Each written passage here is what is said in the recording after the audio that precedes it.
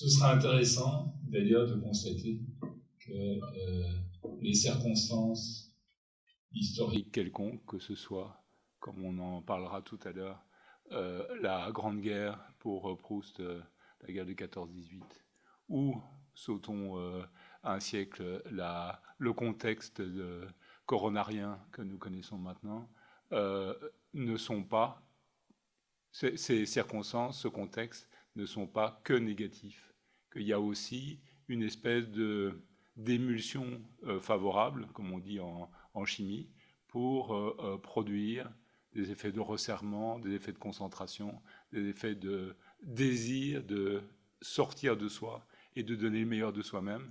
Ce n'est pas uniquement dans un contexte un petit peu morose qu'on peut situer une rencontre comme celle-ci, mais aussi dans une forme de joie déplacée. Enfin, c'est ainsi que moi, je le ressentais en descendant de mes hauteurs d'un autre côté de Bruxelles jusqu'ici ce matin. À pied, évidemment, pour dépasser par des trams qui, de temps à autre, s'arrêtaient et que je redépassais à mon tour, avec le sentiment que la marche à pied est un élément fécond pour se mettre en posture de réfléchir, d'écrire, de créer, ou simplement de lire ou de se remettre dans le bain d'une œuvre, d'un contexte, d'une aventure particulière.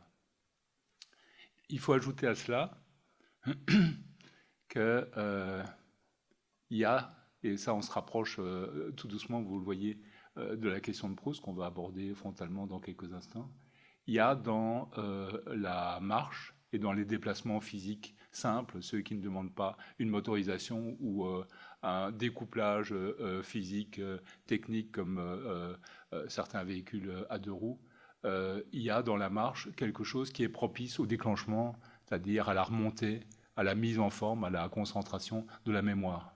Je pense que marcher est mystérieusement un acte propice à autre chose qu'à la marche ou au déploiement musculaire, mais aussi à la régulation mentale qui favorise ces surgissements, ces retours sur soi, ces concentrations. Étudiant, j'aimais marcher avant mes examens pour penser ce que j'allais bien pouvoir dire. C'était en général des examens oraux. Et par la suite, devenu écrivain, j'aimais à marcher pour résoudre un chapitre qui résistait, un vers qui ne venait pas, etc. Et toujours, comme si on frappait à la porte de l'invisible, quelque chose finissait par venir.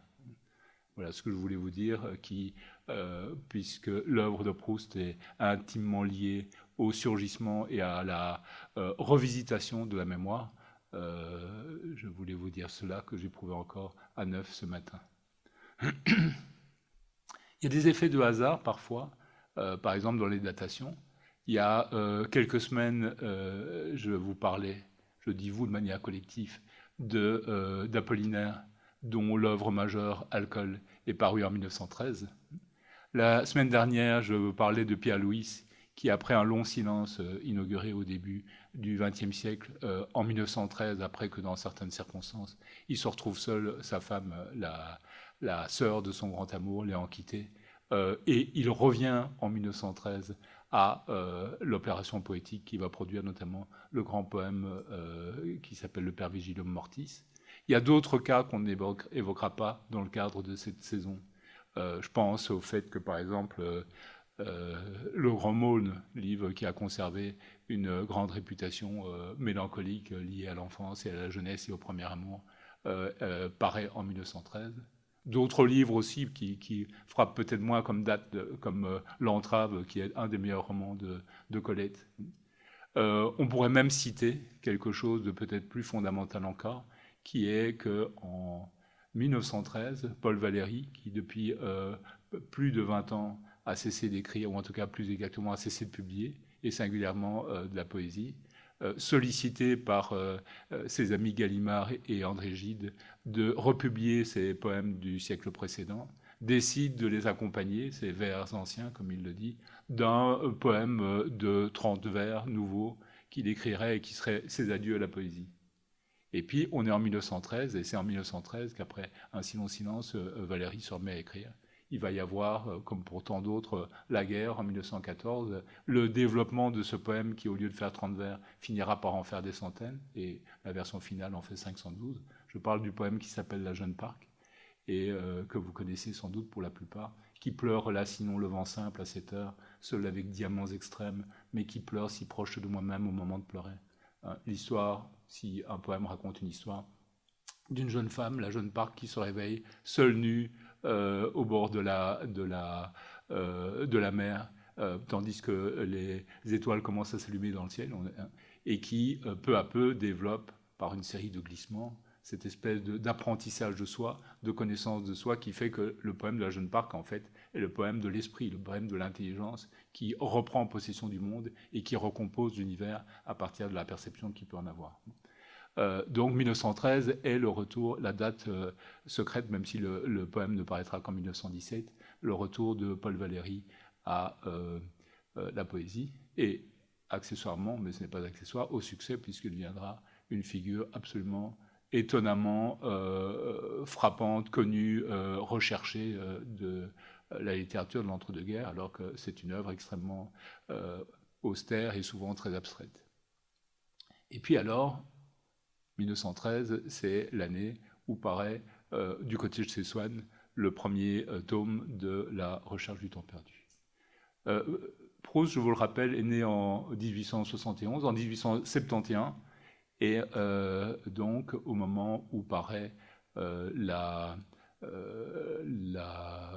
forme nouvelle apparemment de sa présence littéraire, puisqu'il a très peu publié auparavant et il a très peu de visibilité, au moment où paraît du côté de chez Swann, il a donc 42 ans ou 43 ans. Ce n'est pas 42 ans. Ce n'est pas bien vieux, mais il a déjà un long parcours de souterrain ou partiellement souterrain d'écrivains dont nous allons parler dans quelques instants, parce que évidemment un écrivain ne surgit pas de rien, un livre n'apparaît pas tout d'un coup comme un aérolithe, peut-être aux yeux de ceux qui ne connaissent pas l'auteur et qui ne connaissent pas son parcours, mais pas dès qu'on s'intéresse à ce qui s'est réellement passé pour produire une œuvre si singulière et si forte. La parution du côté de chez Swann et de ces trois parties Combray, qui décrit l'enfance, un amour de Swann, qui décrit une histoire en apparence détachée, mais qui constitue en quelque sorte le modèle de ce que vivra le narrateur à son tour. Et ensuite, la découverte de l'attrait des noms quand on ne connaît pas encore les pays. Et ce premier volume, qui est un fort volume, qui fait plus de 700 pages, n'est que le morceau de quelque chose de plus vaste et paraît dans des conditions singulières. Une certaine singularité de l'œuvre est nécessaire pour comprendre ce qui s'est passé et comment fonctionne la mémoire proustienne et surtout le travail proustien.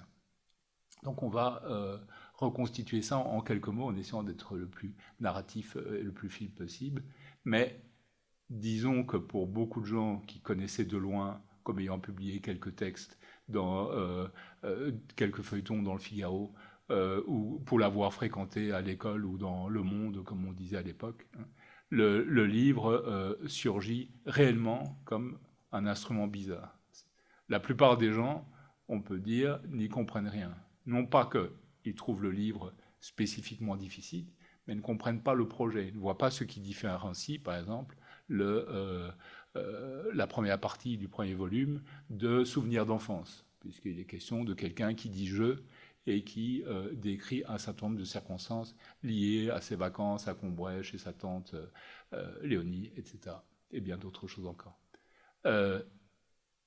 D'autres se moquent, comme déjà se moquaient les lecteurs des maisons d'édition qui, à tour de rôle, ont refusé de publier le livre, le premier tome du livre, avant qu'il ne s'en trouve un. Il y a notamment un éditeur célèbre de l'époque qui s'appelle Ollendorff, qui confie le manuscrit qui vient d'arriver par la poste à un lecteur, c'est-à-dire un membre du comité de lecture, et celui-ci, on connaît la réponse, dit je suis peut-être bouché à l'émery, hein, une formule un peu désuète aujourd'hui qui veut dire je suis peut-être complètement bouché, mais je ne comprends pas comment un monsieur peut consacrer 50 pages à décrire comment il tourne et se retourne dans son lit. Il fait allusion à quoi? Il fait allusion au fait que le livre commence effectivement, vous connaissez la phrase célèbre qui est l'incipit du livre, « Longtemps je me suis couché de bonne heure ». Il décrit quelqu'un qui, aussitôt qu'il a soufflé sa bougie et se trouve plongé dans l'obscurité et dans les premières atteintes de ce qui, peut-être, si l'insomnie ne vient pas, sera le sommeil, se demande où il est, s'endort, se réveille et envisage toute une série de chambres qu'il a pu connaître et que nous ne connaissons pas encore, qu'il évoque, une série de circonstances, une série de bruits de couloirs dans les hôtels, de bruits de couloirs dans les hôtels, d'ambiance dans les maisons de famille, etc. Et il annonce aussi parfois des lieux qui ne seront évoqués que plusieurs centaines de pages plus loin. Donc il y a un effet de saisissement, parce que le lecteur, à commencer par celui de Ollendorf, ne comprend pas qu'il s'agit, au fond, de ce qu'on pourrait appeler un zapping de l'œuvre à venir. Pour tous les gens qui sont nombreux, qui appartiennent à ce club, lui, très large, vraiment très très large, des gens qui ont failli lire Proust, mais qui ont été découragés par le premier volume, ou par le début du premier volume, il faut comprendre qu'il y a une sorte de couche de glace, comme au-dessus d'un cocktail frappé de la glace pilée, qui fait, dans les éditions courantes, environ 50 pages, et qui précède le début de la narration proprement dite, et qui est à la fois l'annonce esthétique de ce qui va se passer, l'intuition de ce qui va lier les événements entre eux, et la suite de preview, comme d'images rapides, d'un certain nombre de scènes ou de lieux de scènes qui se développeront dans les pages et les volumes suivants. Et lorsqu'on a franchi ces 50 pages de zapping, qui sont d'une audace et d'une virtuosité inouïe, on se retrouve dans une autre chambre, mais qui, celle-là, va s'éclairer. Vous savez, comme sur Google Maps, quand on va voir le nom d'une rue, où se trouve la rue d'Erichler, et puis on voit le tracé de la rue, et puis si vous cliquez sur ce tracé, peu à peu, la rue s'élargit, on commence à voir son nom, et puis à un moment donné, ça saute et on voit surgir les façades. On passe non plus dans le tracé topographique ou topologique, mais carrément dans la représentation visuelle des rues concernées. Quelque chose comme ça doit nous fournir la métaphore ou le mode d'emploi pour comprendre comment commence la recharge du temps perdu, c'est-à-dire par un énoncé encore général, avec des allusions qui ne sont pas encore explicites ou pas encore explicitées, et puis peu à peu, de même que la mémoire proustienne va surgir une première fois, comme vous connaissez l'épisode célèbre de la Madeleine trempée dans une tasse de thé, la mémoire va surgir d'un certain point d'impact de la remémoration, et à partir de ce moment-là, le roman, à proprement parler, commence. Et donc, il faut avoir traversé ce circuit topographique, il faut avoir accepté qu'on assistait à un zapping avec aussi un certain nombre d'allusions plus personnelles, d'allusions morales pour mériter, avec tous les instruments requis, de pénétrer dans l'œuvre la plus importante, sans doute, du XXe siècle, et une des grandes œuvres de littérature de l'histoire humaine. Pour moi, Proust, je fais cette petite parenthèse parce que je me rends compte qu'une des œuvres les plus importantes de l'histoire humaine, c'est un peu pompeux, c'est probablement une des choses les plus importantes qui me soit arrivée. Si je me trouvais circonstance qui peut se produire un jour, au dernier jour de ma vie, et que on me disait, mais qu'est-ce qui t'a plu dans la vie? Qu'est-ce qui a compté pour toi? Je dirais bien sûr avant tout le nom de quelques femmes qui ont éclairé mes jours, mais tout de suite après, je dirais, et bien sûr, l'œuvre de Proust. Non pas parce que j'aurais une dilection pour un certain type d'histoire plutôt qu'une autre histoire, mais justement parce que ce roman n'est pas, il est aussi, mais n'est pas qu'une histoire. Il est un roman vie, un roman universel, un roman total. Total, pas parce qu'il aborde tous les aspects du monde, évidemment, il remonte à un certain point de vue, à une certaine époque, à un certain style, une certaine langue, mais parce que à l'intérieur de ce dispositif, il assure au moins 4 aspects, ce qu'on pourrait appeler la rose des vents de l'esprit. Dans un roman ordinaire ou supposé ordinaire, il y a quoi? Une intrigue. Hein. Et éventuellement une écriture convenable ou belle qui soutient l'intrigue et des personnages intéressants. Dans ce que j'appelle un roman total, ou de façon générale, dans une grande œuvre, qu'elle soit romanesque ou pas, hein, parce que en littérature française, les chefs-d'œuvre ne sont pas des romans, ou pas forcément des romans. Hein. Les essais de Montaigne, les pensées de Pascal et le Provincial, les mémoires d'outre-tombe de Chateaubriand, les discours de Bossuet, les pièces de Molière, en tout cas c'est meilleur, les mémoires de Saint-Simon et bien d'autres choses qui sont vraiment le sommet de la littérature française et peut-être de la littérature universelle, ne sont pas des romans. Hein. La littérature française n'est pas axée principalement, contrairement à la littérature anglo-saxonne par exemple, sur le dispositif romanesque. Le dispositif romanesque joue un rôle, mais au fond, même les grands romanciers français, je suis dans une parenthèse, mais elle me paraît utile, du XIXe siècle par exemple, ne sont pas forcément tous des maîtres du récit en termes d'intrigue. Hein. C'est certainement le cas pour Balzac, qui est un romancier, hein, qui a des intrigues, des aventures, des coups de théâtre, des personnages, etc. C'est beaucoup moins vrai pour Stendhal, où le ton stendhalien, la musique stendhalienne, l'espèce d'énergie qui renvoie toujours à celui que ses amis appelaient le Gros Henri, parce que vous savez que Stendhal s'appelait Henri Bell, et qui finira modeste consul de France dans le port romain de Civitavecchia. On ne peut pas dire que c'est par la surprise et le ravissement de l'intrigue qu'il nous attache le plus. C'est par l'extraordinaire capacité qu'il a de rendre un ton, une époque, une arrière-pensée, des motivations, et de construire comme une partie d'échec amoureuse les relations que ces personnages qui s'appellent Lucien, qui s'appellent Fabrice, qui s'appellent Julien, mais qui sont toujours un peu des projections imaginaires, idéales de Stendhal lui-même.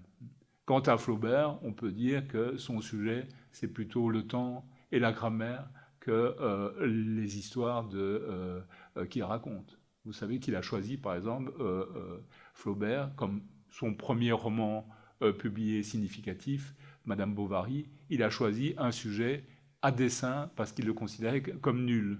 Nul ne voulant peut-être pas dire à l'époque ce qu'on entend par nul dans une cour de récré quand on dit non, ça c'est trop nul, mais voulant dire un sujet, le degré zéro du sujet. Il a pris un fait divers, ça se passe à Rouen, hein, sous la pluie, avec une femme pas très maligne et à la tête farcie de mauvais romans, qui tombe amoureux, qui est marié à un médecin au pied beau qui n'est pas très doué, qui ne la rend pas heureuse, et qui tombe amoureux tour à tour de deux plutôt quasi gigolos, et qui finit par se suicider.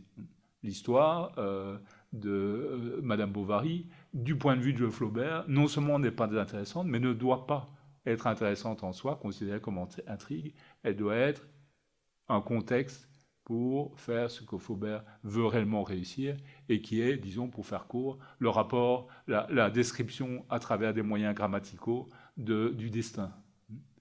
Ce que nous raconte Madame Bovary, c'est pas l'histoire de Madame Bovary, c'est la façon dont le dessin écrase les malheureuses marionnettes humaines. Je pense que si Flaubert devait résumer avec le langage aujourd'hui ce qu'il a essayé de faire, ce serait quelque chose comme ça.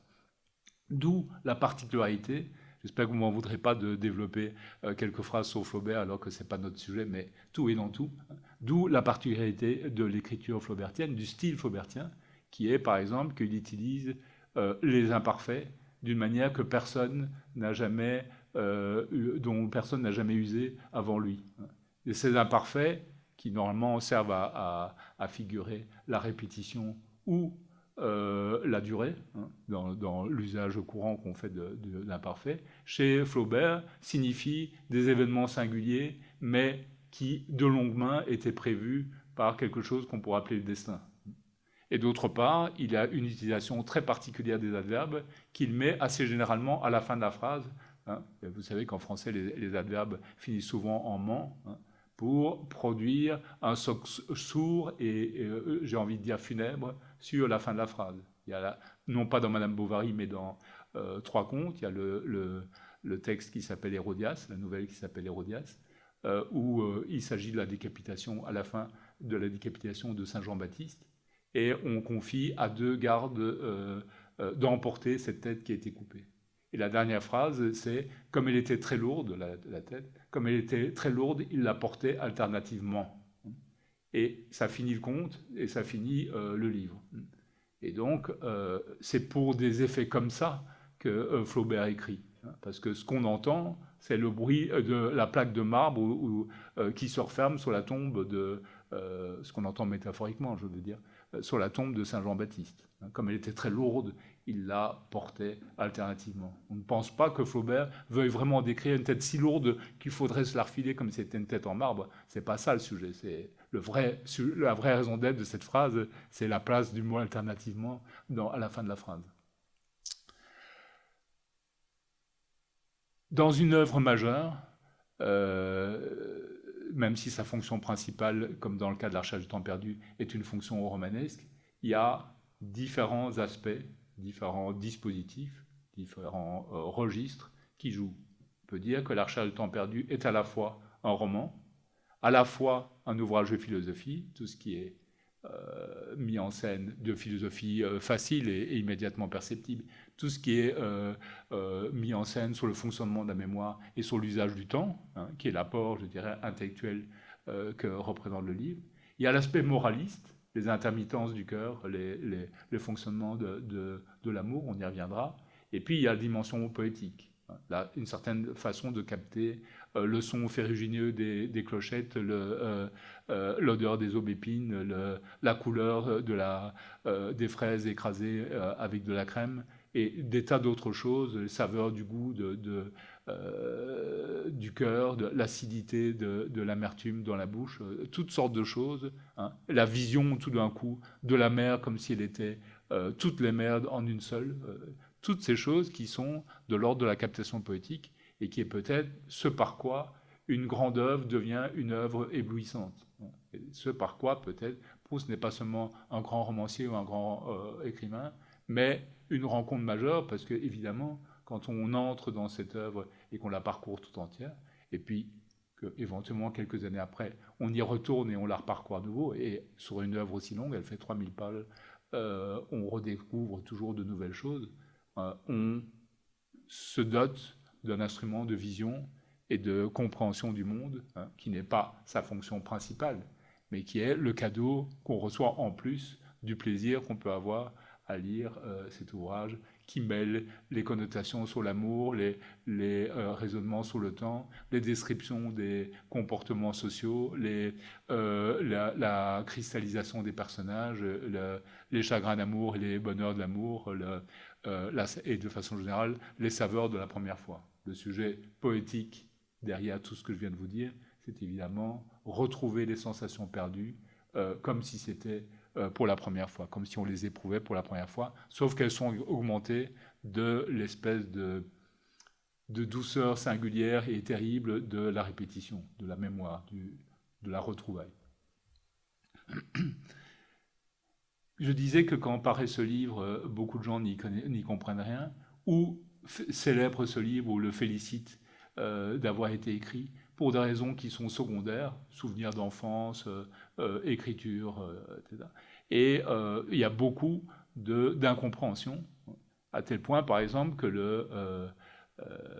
le plus célèbre critique littéraire de l'époque, qui s'appelait Paul Soudet, et qui écrivait dans le grand journal du soir, l'ancêtre du journal Le Monde, qui s'appelait Le Temps, gronde un peu Proust à distance, puisqu'ils ne se connaissent pas, pour avoir trop consacré de temps à des détails, pour avoir sacrifié le fil principal du récit à trop de notations, trop de circonstances, trop d'arrière-pensées, trop de petites captations du pétillement du monde. Alors que, évidemment, c'est cela même que Proust essaie de faire. Ce n'est pas quelque chose en plus, mais c'est le ressort de la machine de son œuvre en train de se préparer. D'ailleurs, ce Paul Soudet, ce qui est assez amusant, reproche à Proust une série de fautes, de frappes, de coquilles qui se trouvent dans le roman, et se plaint, gémit, en disant « Ah, les jeunes ne savent plus écrire ». Proust a 42 ans, mais c'était encore un jeune, d'autant plus qu'il commence seulement ses publications visibles, ou très visibles. Il serait important que les maisons d'édition se dotent d'un vieux normalien pour vérifier la grammaire des auteurs. Et en plus, c'est beaucoup trop foisonnant. On peut vraiment dire, comme Horace, materiam superabat opus. Ça veut dire, il y a trop de matériaux pour l'œuvre. Et ceux qui ne mesurent pas, et ce que bien peu de personnes peuvent mesurer à ce moment-là, c'est que non seulement Proust sait parfaitement ce qu'il fait, mais qu'à tous les niveaux, il est au point. C'est-à-dire que sa force de frappe littéraire est aussi une force de frappe tout court. La lettre qu'il envoie à Soudet et qui est réunie dans la correspondance générale est très amusante de ce point de vue-là, non pas à cause de l'anecdote, mais à cause de l'affirmation du projet et aussi sa capacité à répondre en portant l'action sur l'essentiel. Il explique à Soudet ce qu'il a réellement voulu faire. Il fait semblant de remercier pour les rares compliments qui se trouvent dans l'article. Et il dit mais vous savez, les fautes de frappe, j'y suis pour rien. Quand j'ai vu que vous, dans votre article, Monsieur Proust a écrit une grand roman, je n'ai pas pensé que vous ignoriez que roman était du genre masculin. De la même façon, il serait bien étonnant que j'ignorasse la règle des participes passés. Mon livre peut ne récéder aucun talent, mais il rend invraisemblable que je ne connaisse pas la syntaxe ordinaire. Je vous assure, le vieux normalien, il aurait beaucoup de loisirs avec moi. Il pourrait profiter d'une partie de ses loisirs pour vérifier vos citations latines. Il vous dirait par exemple que Materiam superabat opus a été prononcé non pas par Horace mais par Ovide, et accessoirement que c'était pas du tout un reproche, mais qu'au contraire c'était un éloge pour dire c'est tellement riche ce livre, cette œuvre que on est épaté par le foisonnement. Et si je vous cite ça, j'aime bien cette petite leçon donnée par un écrivain à un critique important, mais c'est aussi pour dire le Proust est l'écrivain lucide par excellence. Il y a sans doute dans l'histoire de la littérature des grands écrivains intuitifs et pas très malins et des grands écrivains intelligents. À l'évidence, Proust, où qu'on porte son regard, dans sa correspondance, dans son œuvre, dans les actions de sa vie, dans ses articles, etc., la première chose qui frappe, à part l'immensité de son talent, la deuxième chose donc, c'est la vivacité, la justesse, la prestesse et la quasi-universalité de son intelligence. C'est vraiment par rapport à la réputation qu'on fait parfois à Proust d'avoir été une espèce d'écrivain déliquescent qui gisait dans son lit et qui écrivait des œuvres liées aux souvenirs. C'est le contraire absolu que nous révèle la fréquentation de Proust, soit la fréquentation de son œuvre, soit la fréquentation de ce qu'on peut savoir de sa vie et de son fonctionnement, notamment à travers sa vaste correspondance. Il était d'ailleurs, Proust, de l'avis de quelques personnes qui l'ont connu, dont Paul Morand, qui, jeune attaché d'ambassade, l'avait rencontré et lui rendait visite chez lui de temps à autre. Il était aussi, Proust, d'une énergie incroyable. On croit que parce qu'il a écrit couché au lit dans la fumée des fumigations qu'il produisait pour lutter contre son asthme, il était faible et peu énergique. Or, on est frappé de l'idée de quelqu'un qui, couché, asthmatique, souvent très malade, a produit cette œuvre sans fléchissement pendant des années et a renouvelé un certain nombre de choses dans l'approche langagière, littéraire, narrative, poétique qu'on pouvait imaginer sur base des œuvres antérieures de la littérature.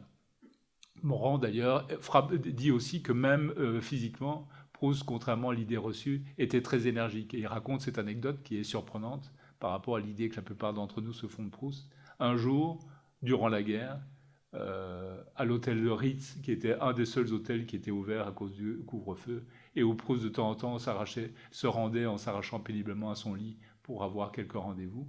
Il sort très tard avec Morand lui-même, de l'hôtel Ritz pour rentrer chez lui. Il n'y avait qu'un seul taxi. Il s'approche du taxi. Et là, il y a un Américain. On était en 1917. Les Américains étaient arrivés à la fin de 1917, au tout début de 1918. Il y a un Américain qui s'approche et qui ouvre la portière et qui entre le taxi. Et alors, dit Morand, à ma vive surprise, Proust, qui était à moitié mourant et qui tenait à peine debout, a ouvert l'autre portière et a flanqué son poing à la figure de l'Américain qui est parti. Et donc, cette anecdote est délicieuse, mais en plus, elle est vraie. Morand a vraiment bien connu Proust. Et elle est intéressante aussi parce qu'elle renouvelle un petit peu l'idée du chevalier à triste figure qu'on essaye de nous vendre depuis un siècle. Quand on entend parler de Proust, surtout ceux qui ne l'ont pas lu, on entend dire que c'est long et fastidieux, alors que c'est incroyablement preste et d'une vivacité étonnante, que lui-même était relativement déliquescent, alors qu'il était l'énergie même si c'était une énergie qui passait plus de temps couché à écrire qu'à faire du sport, bien sûr. C'est difficile de rencontrer quelqu'un de moins sportif que Proust. Mais le travail long terme de jour et de nuit est aussi une sorte de sport. Et je n'insiste pas sur cet aspect-là, mais sa réputation d'homosexualité devrait être révisée à la baisse parce qu'il n'est pas bien sûr que l'activité homosexuelle de Proust ait été effective. Que c'était quelqu'un qui avait des grandes amitiés passionnées, c'est certain, qu'il a eu une amitié de type amoureuse avec 2-3 personnes, dont le compositeur Reynaldo Hahn, dont Lucien Daudet, le fils d'Alphonse Daudet, ou avec le célèbre et surestimé Alfred Agostinelli. Mais, on y reviendra sur Alfred, mais en réalité, ce qui apparaît plutôt, sous bénéfice d'inventaire, c'est que Proust était, je pense, hyposexué, et que l'activité sexuelle n'a jamais dû dépasser beaucoup chez lui certaines pratiques masturbatoires. Il le dit, pas sous ces termes-là, mais dans une de ses lettres, il signale que au-dessus de chez lui, il y a un jeune couple marié qui s'est installé et qui passe son temps à baiser au-dessus de sa tête, ce qui l'agace très fort, parce qu'il a mis des plaques de liège sous ses murs pour se protéger du bruit, mais il n'a pas pensé à en faire mettre à son plafond, et c'est de ce plafond que j'ai. Et il dit dans sa lettre, je ne comprends pas cette obstination, moi qui attache plus d'importance à la saveur d'une gorgée de bière qu'à ce qui n'est pas... alors que rien ne le force à dire ça, ce qui n'est pas un aveu d'obsession sexuelle, qu'elle soit homosexuelle. Quant à la judéité de Proust, on peut dire que c'est une œuvre où le fait juif ne joue aucun rôle. Il est indubitable que la mère de Proust était juive, elle s'appelait Weil, Jeanne Weil. Il est certain que Proust, qui était un fils aimant et respectueux, respectait à travers elle la judéité. Mais il est certain aussi que dans ses livres, il n'est question que d'église, que tous les rituels, toutes les métaphores, toutes les toiles sont liées plutôt au domaine chrétien. Non pas qu'il ait été chrétien lui-même, mais parce que c'est le contexte dans lequel se déroule la vie au XXe siècle en France comme en Belgique, et que il décrit la vie. Et quand on mange quelque chose dans l'Archal de temps perdu, c'est du bœuf en gelée, c'est pas ou du jambon de York que la vieille domestique appelle du jambon de New York parce qu'elle croit que c'est la même chose. Et comme elle ne sait pas comment on prononce le New, elle prononce Neve, donc elle précise bien, allez me chercher du jambon de Neve York. C'est du jambon York et non pas par exemple de la carpe farcie. Ceci est anecdotique, mais c'est important de comprendre aussi que ce n'est pas parce qu'on appartient à une certaine lignée qu'on est le représentant de cette lignée. Moi, quand ça m'arrive de me retrouver dans un lointain étranger et qu'on me dit qu'est-ce qui se passe en Belgique, je suis toujours épaté par la naïveté de cette demande.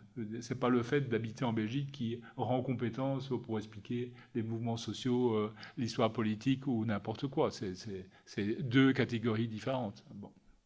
Et manifestement, la catégorie dans laquelle s'exerce le talent de Proust, son considérable talent, c'est la littérature en tant qu'elle peut tout, C'est-à-dire qu'elle n'a pas de limite, qu'elle n'est pas juste une façon de raconter une histoire, qu'elle est aussi une façon de ne pas la raconter ou de la raconter si différemment qu'elle devient une autre histoire, et non pas le témoignage ou l'appartenance ou de façon générale une forme quelconque de représentation religieuse ou politique. Il y a quand même quelque chose de merveilleux, c'est que quand paraît une œuvre nouvelle, très souvent, cette œuvre ne passe pas non plus tout à fait inaperçue. Et une des grandes joies de Proust, quelques jours après l'apparition du côté de chez Swann, c'est cet article qui paraît dans le Figaro, et que j'ai envie de vous lire un petit extrait, parce que je trouve que c'est presque aussi beau dans son genre que l'article que Stendhal a trouvé après avoir publié La Chartreuse de Parme, et qui est un long article d'une 50aine de pages dans une revue qui est écrit par Balzac. Il y a parfois des rencontres merveilleuses ainsi. Alors ici, c'est pas Balzac ou quelqu'un du niveau de Balzac qui écrit cet article, c'est justement quelqu'un qui connaît bien Proust, parce qu'ils ont été amis de leur jeunesse, c'est Lucien Daudet, dont je vous parlais tout à l'heure, le fils d'Alphonse Daudet, et le frère du polémiste Léon Daudet. Mais s'il y a eu une liaison ou quelque chose comme un attachement sentimental entre Lucien Daudet et Proust, c'était il y a fort longtemps. Il n'en est plus question, et il ne reste là que des questions de talent et d'amitié. Donc Proust lit dans le Figaro des phrases comme celle-là. Jamais, je crois, l'analyse de tout ce qu'on trouve, de tout ce dont est composée notre existence, ne fut poussée aussi loin.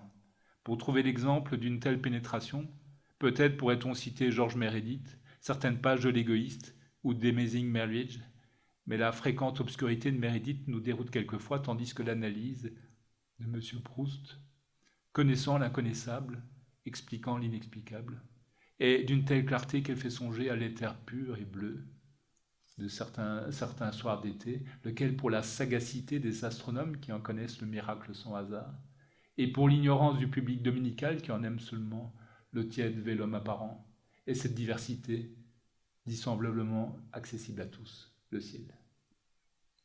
Je n'ai jamais compris la docile et constante erreur d'optique intellectuelle qui consiste à ne témoigner une certaine qualité d'enthousiasme que rétrospectivement à ceux qui ne sont plus, et refusent ce privilège sans restriction à nos contemporains, surtout s'ils sont jeunes.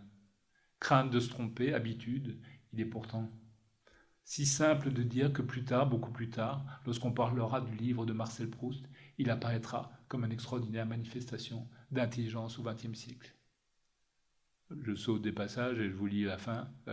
Tout chef-d'œuvre, et manifestement il a qualifié ce livre de chef-d'œuvre, est un grand cri précurseur rassemblant par-delà le temps dans le gel noir de l'éternité les autres chefs-d'œuvre à venir. Proust qui savait vaguement que Lucien Daudet allait écrire un article est absolument renversé. Je me réveille à peu près mourant. C'était un peu un leitmotiv dans la correspondance de Proust. Toutes les semaines, on voit ces lettres où il annonce qu'il est mourant. Et Morand le taquinait. Morand a d'ailleurs écrit un poème qui s'appelle Ode à Marcel Proust, où il y a des vers, c'est un poème en vers libre, comme ça. Je lui dis, vous avez l'air de vous porter très bien. Il répond, cher ami, j'ai failli mourir 3 fois cette nuit. Donc il y a quelque chose. Proust est effectivement en mauvaise santé, et d'ailleurs il est mort, comme vous le savez, à 51 ans, en 1922. Mais il est probable aussi qu'il se servait de sa maladie, de sa faiblesse, pour se protéger. À partir de 1912-1913, il est vraiment confiné, on va revenir sur cette notion de confinement, confiné dans ses appartements successifs, et refuser des visites, c'est pas toujours facile. Alors sa correspondance souvent dit des choses du genre « J'aurais eu un tel plaisir à vous revoir lors de cette matinée, mais cher ami, j'ai failli mourir 3 fois cette nuit, et je suis dans un tel état de faiblesse que ma main peut à peine tenir ma plume, tandis que je vous écris. » Après ça, il écrit des lettres qui font parfois 10 pages, et qui finissent abruptement « Je m'arrête car je n'en peux plus », etc. Le mélange d'énergie et d'annonce d'une extrême faiblesse tient en partie au fait que c'est une énergie nerveuse et pas une énergie constitutive, mais tient aussi au fait que il faut avoir un intérieur et un extérieur quand on fait une œuvre, et annoncer qu'on est mourant, qu'on est malade, qu'on ne peut voir personne, c'est empêcher que l'extérieur, hein, comme dans un sous-marin, fasse eau de toutes parts. Euh,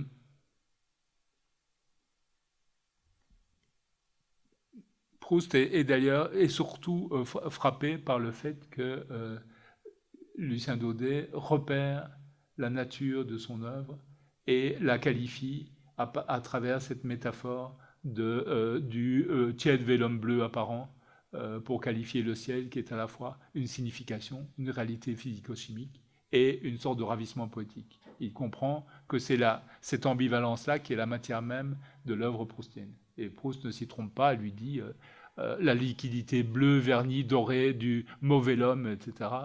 Il reprend exactement le mauvais l'homme, servant non pas à sursaturer ce mot, mais à définir à travers une série d'adjectifs qui précèdent et qui accompagnent le substantif vélum à définir la manière même de Proust. Donc il y a une sorte de rencontre remarquable. D'où vient cette œuvre qui surgit ainsi et qui n'est reconnue que par quelques-uns? Elle vient évidemment d'un travail préparatoire qui tient essentiellement au fait que Proust a toujours su qu'il voulait être écrivain, mais comme beaucoup de gens, il n'a pas su tout de suite écrivain de quoi. Il n'a pas eu la compréhension immédiate de ce que serait ce roman. Et d'ailleurs, même en 1913, il n'a encore, même s'il est au point et si son premier livre est en quelque sorte parfait et total, comme je vous disais, au sens où je vous disais, il ne sait pas encore du tout ce que va devenir ce livre. Il a commencé à écrire ce qui serait La Recherche du temps perdu en 1908. Il meurt, le livre étant à peu près achevé, en 1922. Donc c'est une longue période, mais ce n'est pas une lecture, ce n'est pas une période interminable. Hein, si on considère, ça fait quoi, 14 ans? Pas tout à fait. C'est pas une durée interminable si on pense que c'est un énorme roman et surtout que c'est un énorme effort. Que la combinaison, la construction, les leitmotifs, les croisements de thématiques qui disparaissent et qui réapparaissent supposent un travail qui ne peut pas être raccourci particulièrement. Mais il y a une autre circonstance, c'est que quand il publie du côté de chez Swann en 1913, il croit que son livre est fini et qu'il aura 3 volumes. Il pensait même qu'il y aurait 2 volumes, Le temps perdu et Le temps retrouvé. Et puis, il est apparu clairement qu'il en faudrait au moins 3, ne fût-ce que parce que c'était trop long à figurer en 2 volumes, même en 3, ça supposait de gros volumes de 700 à 800 pages. Alors, l'éditeur qu'il a trouvé, après avoir été refusé chez Ollendorff et à l'NRF, la future maison Gallimard, et à la NRF, il a toujours été persuadé que son livre a été refusé sans avoir été lu, parce que Gide, qui était un des fondateurs et la force occulte de la NRF, avait dit qu'il fallait le refuser. Gide avait, comme tout le monde, des qualités et des défauts, mais nous savons à quel point il pouvait être mesquin et à quel point la fascination qu'il avait pour sa propre figure l'amenait à essayer de faire le vide autour de lui dès qu'il s'agissait non pas d'œuvres intéressantes, mais de grands auteurs qui auraient été en rivalité avec lui. Il avait essayé de faire le coup avec Claudel, mais seulement Claudel, un, ne se laissait pas compter, deux, était dans un autre registre, puisqu'il était surtout du côté du théâtre, et trois, il était consul puis ambassadeur en poste à l'étranger, donc il ne faisait pas beaucoup d'ombre à Gide. Tandis que Proust arrive en apparence seulement, sur le même terrain que lui. Hein. L'émotion poétique, la sensibilité, la représentation du monde sous une forme pas tout à fait réaliste. Et accessoirement, ils sont tous les deux aussi sur le terrain plus ou moins homosexuel. Sauf que pour Proust, l'homosexualité ne compte pas comme un attribut particulier de l'auteur, mais comme un sujet parmi d'autres à l'intérieur de la recherche du temps perdu. Et les amours du narrateur sont toujours des amours féminins. C'est ce que Gide, avec ses ruses et ses arrière-pensées protestantes, il savait qu'il se décrivait lui-même comme un enfant qui s'amuse et un pasteur protestant qui s'ennuie. euh, Gide voit une sorte de rivalité possible, et donc il fait refuser le manuscrit. L'avantage de ce refus, c'est que du coup, Proust va publier le premier volume à compte d'auteur en 1913, chez Bernard Grasset. Bernard Grasset, qui deviendra par la suite le grand rival de Gallimard dans l'édition française de l'entre-deux-guerres, est lui aussi un éditeur qui commence. Il a pris le livre sans trop l'avoir lu, en poussant un peu des hauts cris sur la longueur du manuscrit qu'on lui remettait. Mais parce que Proust lui avait fait dire, par leur intermédiaire, qu'il payait tous les frais. Bon. Proust, sans être richissime, avait une certaine aisance. Son père était un grand médecin réputé. Sa mère était une fille de financier relativement fortuné. Donc, il est assez à l'aise. Il le sera de moins en moins parce que de temps en temps, quand il sort de son écriture, il a des lubies comme d'acheter des actions en bourse et il se fait toujours plus ou moins entuber. Donc, il est certainement au bord de la ruine. Mais enfin, de façon générale, il peut parfaitement payer l'édition d'un livre et c'est pour ça que ça paraît chez Grasset. À la vive surprise de Grasset, le livre marche assez bien, il finit par avoir des articles, même si ce sont des articles relativement mitigés, et il fait savoir qu'il publiera le deuxième volume, mais éventuellement le troisième, s'il y en a un troisième, en 1914. C'est prévu pour novembre 1914. Comme vous le savez, ou comme vous le devinez, et un certain nombre de circonstances dont la guerre se produisent et vont retarder indéfiniment, enfin pas indéfiniment, mais pendant près de 5 ans, l'apparition du deuxième volume. Et c'est évidemment une des grandes chances de la recherche du temps perdu, et donc une des grandes chances de Proust lui-même, c'est que l'œuvre était différente de ce qu'elle est devenue. C'est que l'œuvre va se restructurer d'une part, et surtout se gonfler, se développer. Les 2 puis 3 volumes vont en devenir 8, et la recherche du temps perdu va, comment dire, se diriger, diverger de ce que disait le plan de 1913. On a dans la première édition du côté de chez Swann, chez Grasset en 1913, il y a le résumé, pas tout à fait résumé, mais le plan, la table des matières du deuxième, éventuellement du troisième volume. Et quand on lit cette table des matières aujourd'hui, on voit, si on est suffisamment versé dans l'œuvre de Proust, on voit de quoi il s'agit, mais on voit aussi que c'est comme les pointillés de ce qui allait devenir la recherche du temps perdu au sens où nous l'entendons maintenant. C'est peut-être qu'en longueur, ça faisait une grosse moitié de ce que ça représente aujourd'hui, et en dimension, en dispositif, en enchâssement de nouvelles perspectives, de nouveaux couloirs, du temps et de l'espace, ça prend une forme tout à fait particulière. Vers la fin de sa vie, Proust aimera dire que son œuvre est écrite comme une cathédrale avec un porche, un transept, des absides, des clochers, des rosaces, etc. Mais non, il faut considérer ça comme une métaphore. Je pense que, bien sûr, l'œuvre a une sorte de GPS central qui permet de s'organiser, de se diriger, de se construire et de digérer les développements nouveaux qui vont avoir lieu entre 1913 et 1919, année où paraît le second volume. Mais il y a quand même aussi l'effet de pilotage automatique. Écrivant, reprenant ses manuscrits, les développements, Proust découvre qu'il y a autre chose à dire, autre chose à faire, plus loin aller dans des tas de dimensions. Et donc l'œuvre se déploie, comme une de ces fleurs japonaises dont il aimait parler, qu'on jette dans l'eau et qui fourmille de couleurs, de pétales qui semblent pousser de l'eau elle-même. L'avantage, évidemment, pour Proust d'avoir connu la guerre, ce n'est pas la guerre elle-même, c'est la coupure avec le projet initial, et c'est ce confinement forcé, on va y revenir, qui va durer 4 ans, et à l'occasion de lequel, comme tout grand écrivain, hier comme aujourd'hui, s'il y avait un autre confinement et qu'il y avait d'autres grands écrivains en germe, on peut espérer que ce soit l'aspect bénéfique, que au moins, s'il faut une guerre, au moins, s'il faut une pandémie avec tous ces affreux dommages directs ou collatéraux, qu'il y ait aussi, à un autre niveau du bonus-malus de l'existence, des effets positifs. En tout cas, pour l'histoire de la littérature, maintenant que la guerre de 14-18 est finie et que même les survivants sont morts de vieillesse depuis là, on peut dire que ça a été, de ce point de vue-là uniquement, vous me comprenez bien, une aubaine.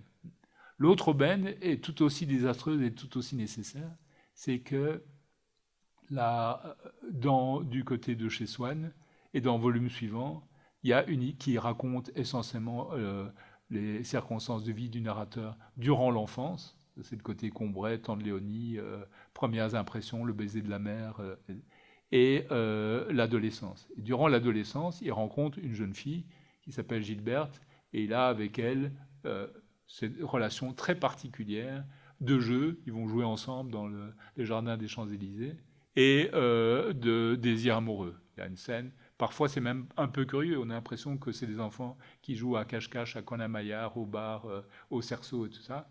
Et puis à un certain moment, ils sont dans l'adolescence sexuelle. Il y a un passage très précis où, alors qu'on imagine qu'ils ont 12 ou 13 ans, ils se mettent à lutter pour voir qui est le plus fort, le garçon ou la fille. Et puis à un moment donné, le narrateur est inondé de plaisir parce que les mouvements de la lutte l'ont fait jouir. Et Gilberte s'en rend compte et dit, pour être sûr qu'elle a bien compris, est-ce que vous voulez qu'on joue encore un peu? Cette phrase-là, si on l'applique au jeu, au sens jeu enfantin dans une plaine des jeux, est mystérieuse. Si on comprend que ce sont des adolescents en train de découvrir leur corps et les rapports entre les différences, notamment sexuelles, ça prend évidemment une forme d'innocence devenue didactique, d'innocence devenue savante, qui est une saveur particulière de notre propre expérience de la découverte amoureuse à cet âge-là, ou un peu plus tard. Le fil d'Ariane que le narrateur ne lâche jamais et que Proust derrière lui relève en partie de ce rapport particulier que Proust entretient avec l'histoire et avec le personnage du narrateur. Il y a quelque chose qui n'est pas facile à résoudre à 100%, mais on pourrait dire que le narrateur, celui qu'on appelle le narrateur, avec un N majuscule, tous les livres qui sont racontés à la première personne sont racontés par un narrateur, mais celui que dans l'histoire littéraire on appelle le narrateur avec un N, c'est le personnage qui dit « je » dans La recherche du temps perdu dès la première phrase. Longtemps, je me suis couché de bonheur. Il est frappant d'ailleurs de voir que quand Proust, dans sa correspondance, parle, notamment dans une lettre célèbre, un écrivain qui s'appelait Jacques de Lacretelle, parle de ce qui va arriver ensuite dans ses livres, ce qui va se passer ensuite, il le raconte au jeu. Par la suite, alors, je me rendrai à Balbec et en me promenant sur la plage, j'apercevrai un groupe de jeunes filles. Or, le jeu qui est en train d'écrire la lettre, c'est clairement le jeu de Proust, l'auteur, et l'écrivain et l'ami du destinataire. Mais le jeu qui aperçoit sur la plage de Balbec, qui n'existe pas, c'est disons, un facsimilé de la plage de Cabourg, mais à proprement parler, Balbec n'existe pas. Le jeu qui se promène sur la plage de Balbec et qui aperçoit un groupe de jeunes filles où il y aura Albertine, où il y aura André, qui elle-même, à proprement parler, n'existe pas, n'est pas le même. Donc il y a une espèce de confusion, même à l'intérieur d'une lettre qui n'est pas destinée à la publication, entre je, l'auteur, et je, l'écrivain, et je, le personnage, je, le narrateur. Et dans le livre même, vers la fin, tout d'un coup, il y a cette phrase assez malicieuse de Proust qui il parle de sa relation avec le grand amour de sa vie qui s'appelle Albertine. On va y revenir. Il dit, et là c'est le roman qui parle, c'est plus une lettre de l'auteur, elle m'appelait souvent mon chéri, suivi de mon prénom, ce qui, à supposer que le narrateur porte le même nom que l'auteur de ce livre, donnerait mon Marcel, mon chéri Marcel. Donc là aussi, il y a cette étonnante ambiguïté. Alors on sait bien que la duchesse de Guermantes, que Monsieur de Charlus, que Charles Swann et quelques-uns de ces centaines de personnages il y en a près d'1 millier qui traversent la recherche de temps perdu. On sait bien qu'à proprement parler, ils n'existent pas au sens qu'on pourrait avoir leurs photos, hein, ou avoir leur extrait d'acte de naissance. Mais bien entendu, la proximité biographique de Proust avec les circonstances de fonctionnement et de rencontres et d'amour et de voyage du narrateur, cette proximité est quelque chose comme parabiographique, pourrait-on dire. On est toujours juste à côté. C'est pas tout à fait quelque chose qui releverait de la mémoire directe de ce qu'on a réellement effectué, mais ce n'est pas non plus quelque chose qui serait sorti de l'imaginaire pur. Proust, c'est le contraire d'un métaphysicien. Il travaille sur la donnée immédiate de sa propre conscience, pour reprendre, en le transformant un petit peu, une expression de Bergson. Et c'est justement ça qui lui fournit ce fil d'Ariane à travers ses développements, à travers ces 4 catégories du moraliste, du philosophe, du poète et du romancier que représente la recherche du temps perdu, qui lui permet de ne jamais perdre le fil, de toujours, à chaque moment, à chaque phrase, à chaque fin de paragraphe, nous permettre de savoir exactement où il en est. Et du coup, le lecteur se retrouve par personne interposée comme quelqu'un qui suit une trace, un sillage dans la mer, mais avant qu'elle ne se referme, il sait que ce sillage ne disparaîtra jamais puisqu'il va renaître sans arrêt par le fait que l'auteur se souvienne, par le fait que le lecteur avance dans la découverte du livre.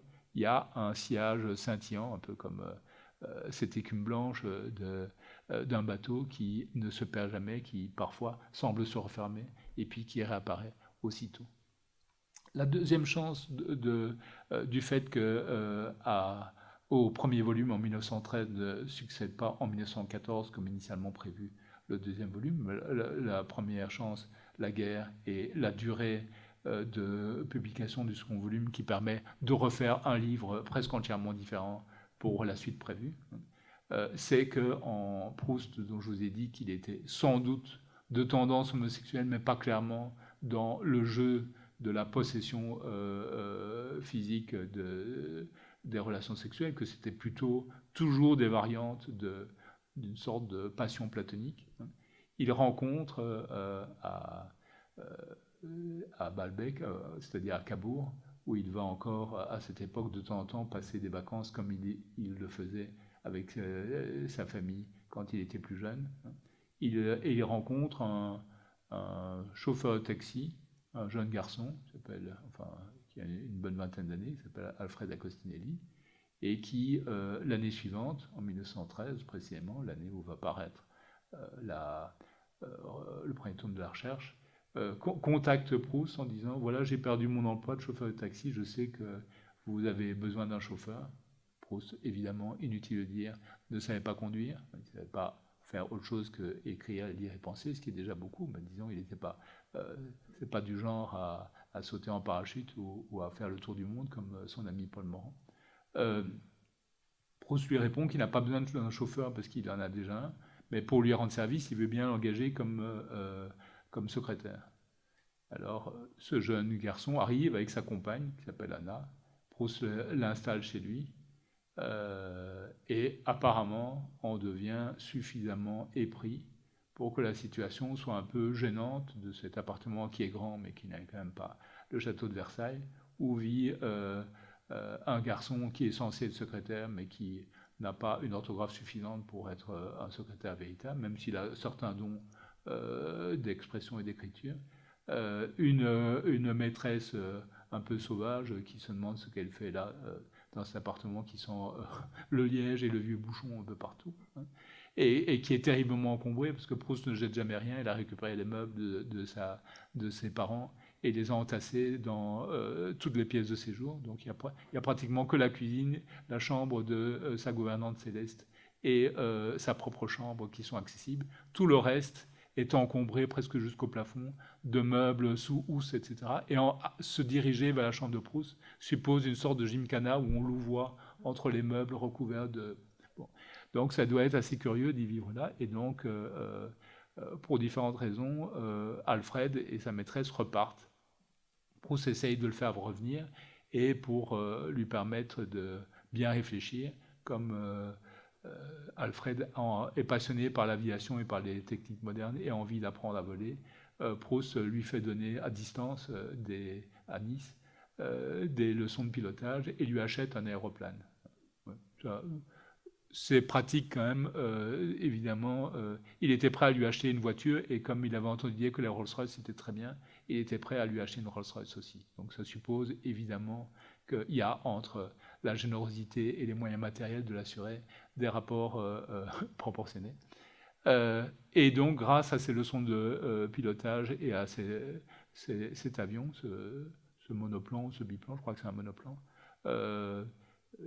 Alfred s'envole au-dessus de la mer et son appareil s'y engloutit. Et donc Proust a son vrai grand chagrin amoureux, ou son vrai grand chagrin sentimental, et tout faisant farine au bon moulin, il va apporter à La Recherche du temps perdu ce qui manquait encore, une histoire d'amour qui ne soit pas liée à des aventures, à des récits secondaires, à des souvenirs d'enfance, au modèle de ce qu'a vécu Charles Swann avec Odette, mais à un coup au cœur qui est porté au narrateur et à partir duquel il va inventer le personnage d'Albertine et il va décrire toutes les circonvolutions de l'expérience amoureuse dans plusieurs volumes qui naissent réellement, eux, de cette période de guerre et du deuil de Proust et qui sont un ton nouveau dans La Recherche du temps perdu après la dimension poétique, après les premières expériences de la mémoire, après l'expérience du monde, les pittoresques des personnages, la découverte des raisons de la singularité d'un des personnages les plus fascinants de la recherche qui s'appelle le baron de Charlus. Il va y avoir, dans les deux grands volumes, La prisonnière et Albertine disparue, ce que Proust appelle les intermittences du cœur, et qui repose sur une vision assez pessimiste de l'amour, puisqu'il considère qu'il ne peut pas avoir d'amour véritable, puisque tout l'amour repose toujours sur un malentendu, que personne ne voit pour ce qu'il est l'être qu'il aime, qu'on aime à partir de constructions imaginaires qu'on fait sur base de quelques effets de réalité, pour retrouver, pour satisfaire son désir amoureux, mais qu'il y a toujours un décalage, et ce décalage est une forme de mensonge, mais incite aussi l'autre au mensonge, d'autant qu'il y a toujours une personne qui aime plus que l'autre. Donc il est singulier de voir, par exemple, que pour Proust et pour le narrateur, quand quelqu'un tombe amoureux, sérieusement, pas une petite aventure, de quelqu'un d'autre, la première chose à faire, c'est par tous les moyens dissimuler absolument comme un secret mortel qu'on l'aime. Il faut absolument cacher, parce que si l'autre, peut-on dire en résumant un peu rapidement le point de vue de Proust sur cet aspect-là, si l'autre découvre qu'on ne veut pas juste passer des bons moments avec lui ou avec elle, mais qu'on l'aime, qu'on a au sens, disons, Tristan et Isolde du terme, alors, évidemment, on est perdu. Soit il vous quittera, soit il vous piétinera ou elle vous piétinera au pied, soit, en tout cas, elle n'aura qu'une idée, c'est de s'enfuir. Alors, il ne s'agit pas ici de discuter, savoir s'il n'y a pas d'autres formes de relations amoureuses que celle-là. À mon avis, oui. Mais ce pessimisme amoureux, qui est lié sans doute aussi à ce qu'on pourrait appeler la modestie proustienne, qui est un des hommes les plus extraordinaires dont on est la trace par son talent littéraire et par sa merveilleuse intelligence, n'imagine jamais un instant, même dans sa propre vie, que s'il rencontre quelqu'un qui lui plaît, ce quelqu'un pourrait être intéressé par lui parce qu'il est remarquable. Hein. Il faut absolument cacher qu'on est amoureux et il faut essayer d'obtenir par des moyens biaisés un certain résultat amoureux. Hein. Obtenir un baiser, mais parce que ça n'a pas d'importance. Obtenir que quelqu'un vienne vivre chez vous, mais on veillera à ce qu'il ne soit dérangé par rien et qu'on ne l'importune qu'à des courts moments, évidemment, et aussi, dans une certaine mesure, en lui assurant une série de cadeaux ou de satisfactions morales ou de satisfactions intellectuelles qui l'emportent sur l'idée bête que certains amoureux plus rustiques que Proust peuvent avoir, qu'on pourrait plaire parce qu'on est beau garçon, parce qu'on fait bien l'amour ou des choses comme ça. Cela, évidemment, n'existe pas chez Proust parce qu'il croit que ce qui produit l'amour, ce qui produit le miracle de l'amour, les moments phosphorescents et joyeux de l'amour, est forcément un mensonge, et donc ce qui repose sur un mensonge ne peut pas durer, et que le premier jour est le meilleur jour d'amour, la plus grande apothéose d'une relation amoureuse, est forcément la veille de la destruction, de la perte et du chagrin. Mais cet aspect-là, qui est déjà présent à travers les relations que le personnage de Swann, qui est un des modèles du narrateur, a une génération de distance, ou les propres relations du narrateur adolescent avec Gilberte, cet aspect-là ne prendrait pas sa forme, sa force et son incroyable vivacité des profondeurs, si je peux m'exprimer ainsi, s'il n'y avait pas eu quelqu'un pour représenter au moment où il apparaissait clair pour Proust que La Recherche du temps perdu allait virer, allait se déployer autrement, donc à la jointure entre 1913 et 1914, s'il n'y avait pas eu cette histoire d'amour qui commence en 1913 et qui finit tragiquement en 1914, et dont Proust, écrivain, tirera les parties. Pas seulement parce que le chagrin donne des idées ou est une source d'inspiration, mais parce qu'il considère ça comme une expérimentation en laboratoire douloureux, en laboratoire sensible, c'est-à-dire en lui-même, de ce qui lui paraissait être une forme de vérité de l'amour.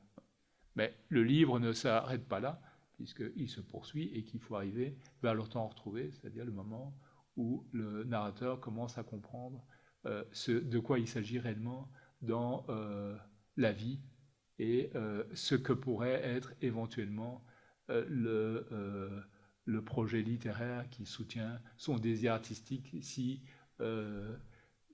mal récompensé en apparence. Il y a quelque chose de l'ordre de la plaisanterie, l'espèce d'effet récurrent qui ne vise pas à être comique, mais qui est comme la malice du texte, c'est que périodiquement, à travers toutes les aventures, les rencontres, les 100 personnages principaux que le narrateur fréquente, sans parler de tous les autres, parce qu'il y a une galerie de portraits absolument inouïe chez Proust, et avec la saveur particulière que Proust a, on peut dire, une sorte d'oreille absolue de la parole. C'est-à-dire qu'il est le seul écrivain que je connaisse qui fait parler, sans leur donner d'éthique de langage pour autant, qui fait parler, parce qu'il entend le tempo de leur voix et de leur esprit, tous ces personnages de manière différente.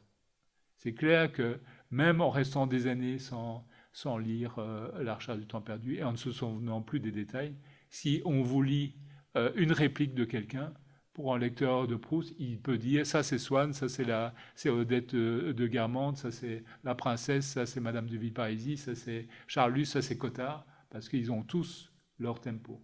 Tempo qui était déjà extraordinaire dans la période pré-parution du roman chez Proust, parce qu'une des choses qu'il a publiées en feuilleton quelques années auparavant et qu'on relit aujourd'hui avec une espèce de stupeur ravie, c'est des pastiches. Alors, les pastiches, ça n'a pas l'air d'être quelque chose d'aussi sérieux qu'un roman comme La Recherche du temps perdu, mais on peut dire que chez Proust, d'abord les pastiches sont d'une qualité inouïe, renversante, ils révèlent l'essence des auteurs qu'il pastiche et pas juste la circulation superficielle, mais surtout, on a l'impression qu'il a tellement bien capté les auteurs qu'il pourrait les reproduire indéfiniment, faire de nouvelles pages de Balzac, de Flaubert, d'Henri de Régnier, de Michelet, etc. Chaque fois qu'on lit, ce sont des passages relativement courts, qui font 2, 3, 4 pages, chaque fois qu'on lit un passage de Proust, on se dit deux choses. D'abord, c'est inouï, comment est-il possible d'arriver chaque fois à un tel degré de perfection?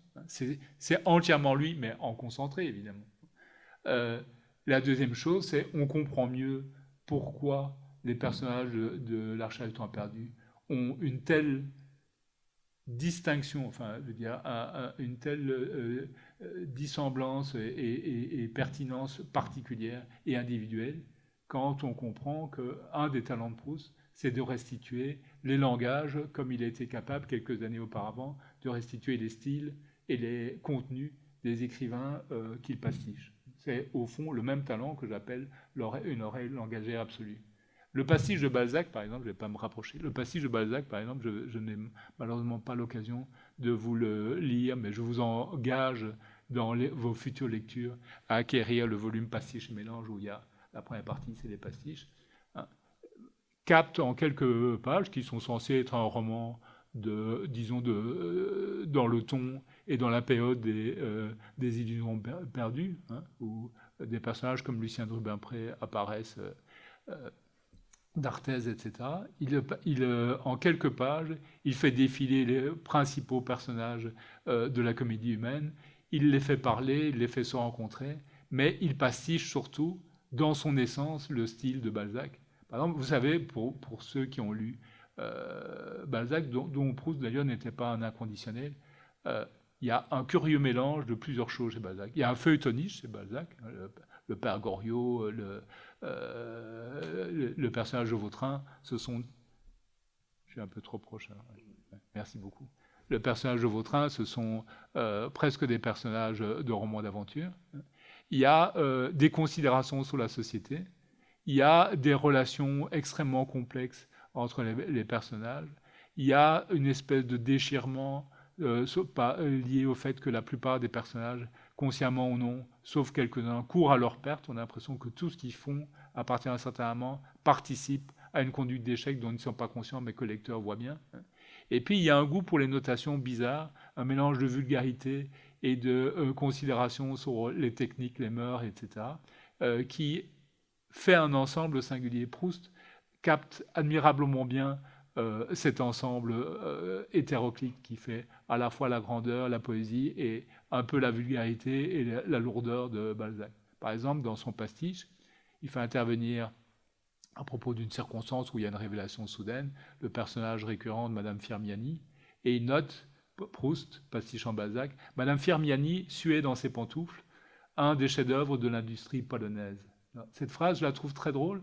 Évidemment, il faut le contexte, là, en vous l'insérant comme ça, je ne m'attends pas à ce que chacun d'entre nous éclate de rire, mais je la trouve très drôle parce qu'elle pastiche à la fois la notation factuelle et un peu vulgaire, suer dans ses pantoufles, hein, alors qu'un autre écrivain dirait son cœur se mit à battre, là il va tout de suite dans le prosaïque. Et rebondir sur les pantoufles en disant que c'est un chef-d'œuvre de l'industrie polonaise. La combinaison des deux produit à la fois une sorte d'hilarité involontaire, volontaire chez Proust bien sûr, et à la fois un concentré, une espèce de montage singulier des différents aspects de la prose et de l'imaginaire balzacien. Enfin, ce genre de choses explique pourquoi, si la recherche du temps perdu volait en éclats et qu'on nous donnait plus que des fragments, des pages ou sur Internet, qu'on ne savait pas d'où venaient les pages qui surgissaient tout d'un coup sur notre imprimante parce que quelque chose se serait détraqué. En prenant les pages prises au hasard, chaque fois que quelqu'un parle, on pourrait, sans que le nom apparaisse même, reconstituer avec précision, avec certitude, qui parle et ce qu'il dit, ce qu'il fait. C'est peut-être par cette capacité à décrire des personnages et à les faire s'exprimer d'une manière qui n'appartient qu'à eux, c'est-à-dire à les singulariser dans la langue, et qu'est-ce qui est plus proche, de plus intime que nous-mêmes, que notre langage personnel, hein, c'est-à-dire la façon dont la langue en général devient notre langage en particulier, s'adossant à la langue pour nous exprimer à travers nos propres particularités. Si on peut faire ça, évidemment, non pas pour quelques personnages, mais pour des dizaines, voire des centaines, c'est qu'on est un romancier par essence. Mais on est aussi, par cette façon de décrire les comportements amoureux, leur sens et leur revers, un moraliste par essence.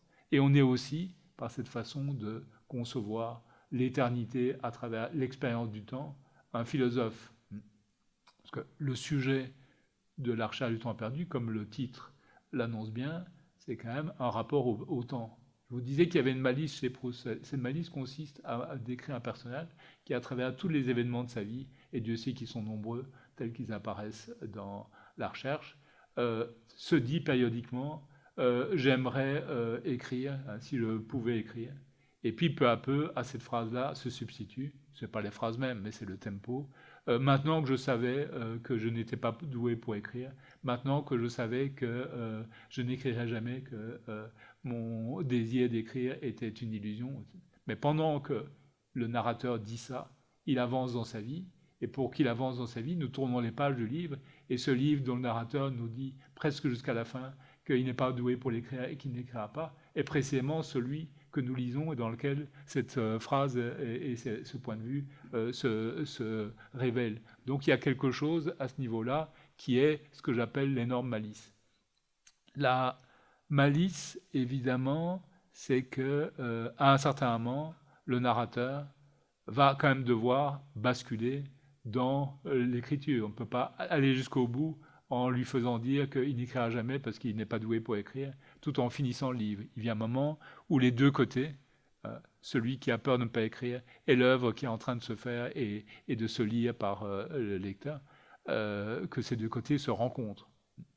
Et pour cela, Proust va mettre en jeu ce qu'il avait déjà imaginé, c'est-à-dire que la mémoire était l'instrument de circulation dans le temps, que le temps ne pouvait pas être perdu si la mémoire pouvait le revisiter tout entière, non pas dans le souvenir au sens intellectuel du terme, mais dans l'expression, dans l'expérience, de le revivre.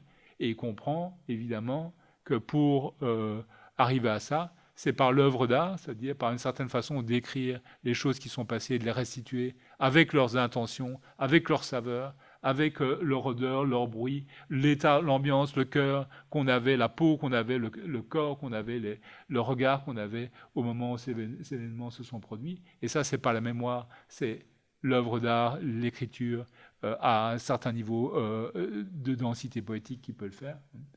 Il va avoir au début du livre une première impression qui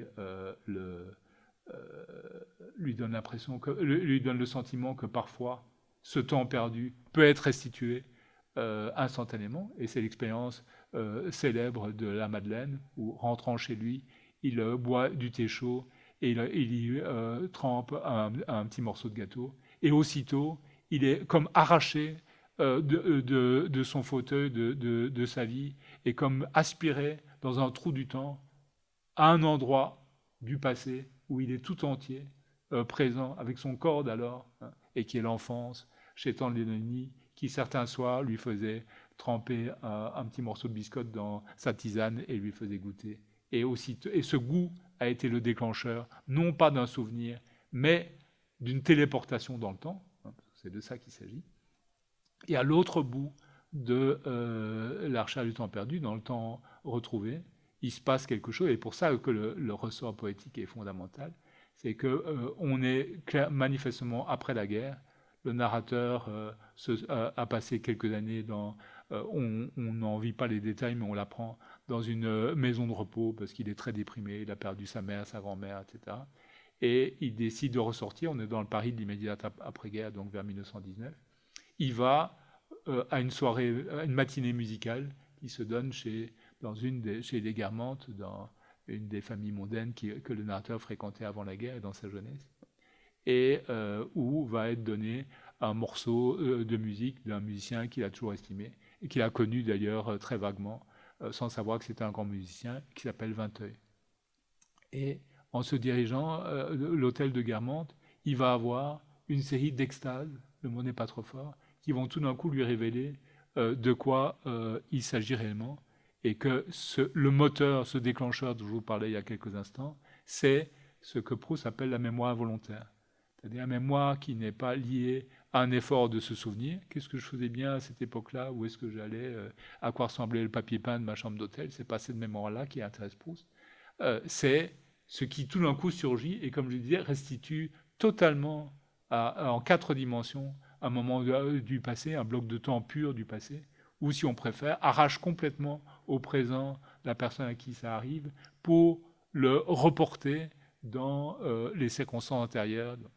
Et à un moment donné, il entend une sonnette et ça lui rappelle, avec ce bruit clair, répété, ferrugineux, la petite sonnette qui se déclenchait à l'entrée de la maison de sa tante Léonie quand il était enfant.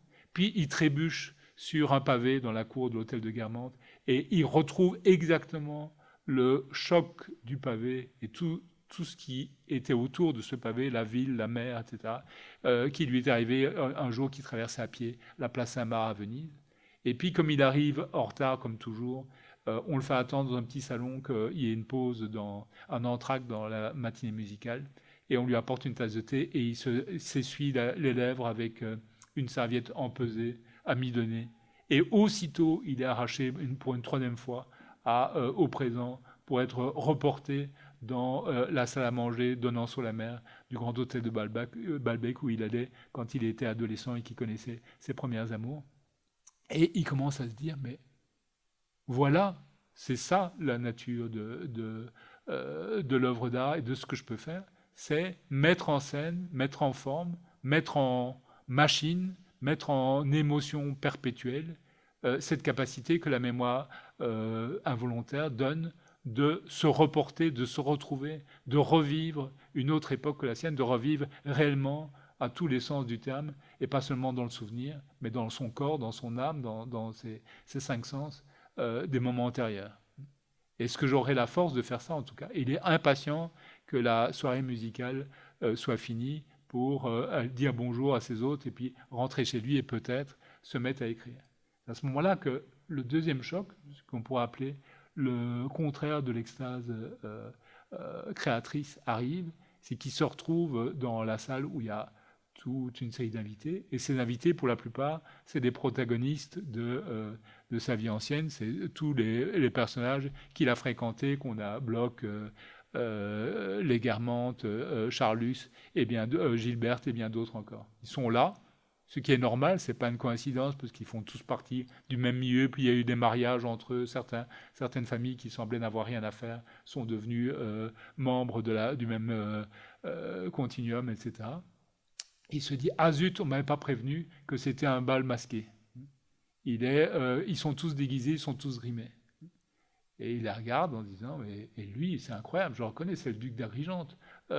Mais c'est un maquillage de génie, on dirait qu'il a 80 ans, il tient à peine sur ses jambes.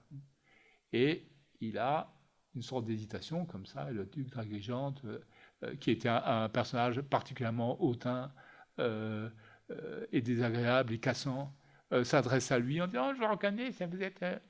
Et le narrateur est bouleversé parce que le plus fier visage, le torse le plus cambré, n'était plus qu'une sorte de loques éparse agitée ça et là de petits tremblements, hein, avant que tout ça ne dure que quelques secondes, mais dure pour lui une éternité, avant qu'il ne comprenne que personne n'est grimé, que le temps a passé et que tous ces gens qui étaient des personnages de sa jeunesse et donc de sa propre vie ont vieilli et sont sur le point de basculer dans la mort, et que ça, c'est le vrai problème. Ça, il va avoir une course contre la montre entre l'expérience de l'extase et sa capacité de la restituer dans une œuvre d'art, et le fait que la visiteuse du soir est entrée en action et commence à vieillir, à effacer, à rendre gâteux avant de les détruire les personnages de sa propre saga. À un moment donné, il a un choc parce que Gilberte, elle, n'a pas changé. Elle est exactement la jeune fille qu'il a aimée dans sa propre jeunesse. Et l'approche et il dit, ah, mais Gilberte, elle lui dit, je vois que vous me prenez pour ma mère, mais bon. Et donc, Gilberte, c'est la vraie Gilberte, c'est la grosse dame un peu sotte et snob, qui s'est mis à parler une autre langue. On parlait, il dit, ah, mais c'est comment venez-vous ainsi dans des matinées si nombreuses? Non, ce n'est pas ainsi que je vous schématisais. Et rien qu'à ce changement de langage bizarre, est devenu moderne sans doute par rapport à 1919, il comprend qu'il s'est trompé. Alors il essaye, puisqu'il n'a plus de chance avec la mère, de circonvenir la fille, et il lui dit, est-ce que vous voudriez venir dîner avec moi un soir? Et il voit que tout le monde le regarde, entend qu'il parle, le regarde d'un air bizarre, et il dit, si ça ne vous dérange pas de venir dîner avec un jeune homme. Et tout le monde se met à rire, et il dit, je veux dire avec un vieil homme, mais il en est vraiment perturbé, et donc il rentre chez lui, et c'est le moment où le fil narratif entre le narrateur qui n'est pas doué pour écrire et Proust qui est doué pour écrire et était en train de finir son livre, se rejoint. Et il commence donc à entrevoir qu'il va pouvoir le faire. Il y a un passage très particulier où il dit « Bientôt je pus montrer des premiers fragments à des gens proches. On me félicita d'avoir ainsi écrit et décrit les choses avec un microscope. Cela me surprenait parce que je n'avais pas écrit avec un microscope, mais plutôt avec un télescope. Et si ces choses paraissaient petites, c'est parce qu'elles étaient infiniment éloignées. Parce que pour lui, le temps, quand on ne le contrôle pas par l'œuvre d'art, quand on ne le retrouve pas par l'œuvre d'art, est une sorte de fuite des planètes qui éloigne les êtres et les choses, la mémoire, le corps et l'avenir de soi à une vitesse phénoménale. Donc, ce qu'il raconte, ce que la recherche du temps perdu raconte, c'est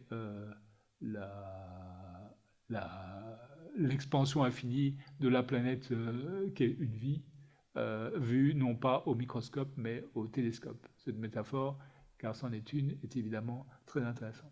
Proust détestait le symbolisme et les symboles, et il le distinguait absolument des métaphores. Pour lui, une œuvre d'art devait fournir une métaphore, c'est-à-dire des choses plus vraies que le vrai qui disent une vérité générale à travers une vérité particulière, pas à travers une formulation générale comme dans le symbolique, mais à travers une vérité particulière, une saveur, un regard, une parole. Le langage joue un rôle très grand dans l'évolution des personnages, ayant une portée qui dépasse l'anecdote et qui finissent par faire entrevoir une autre vérité en dessous.